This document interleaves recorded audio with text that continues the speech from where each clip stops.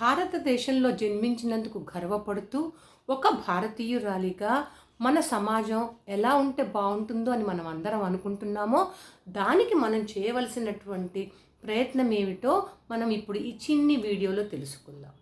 ఆ ప్రయత్నం అనేది ఇంటి నుండే మొదలవ్వాలి.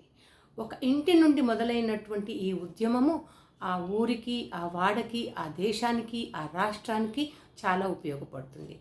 దీనికి ఏమీ చెయ్యక్కర్లేదు.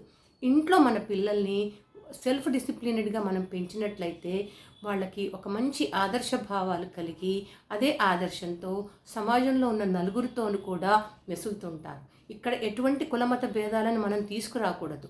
ఒక వ్యక్తి ఒక జీవిగా మనం ఎలా జీవించాలో చెబితే చాలు.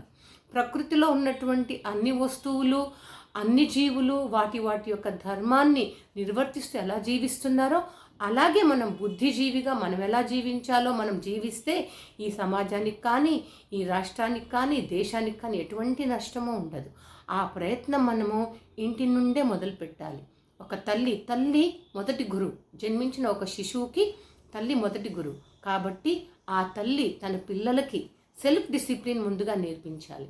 ఏదైనా సరే మార్పు రావాలి అంటే అది ఇంటి నుండే రావాలి. ఆ ప్రయత్నం మనం అందరం చేస్తామని తలస్తూ ఈ చిన్ని వీడియోలో మన మార్పును కోరుతూ ముగిస్తున్నాను. ధన్యవాదాలు.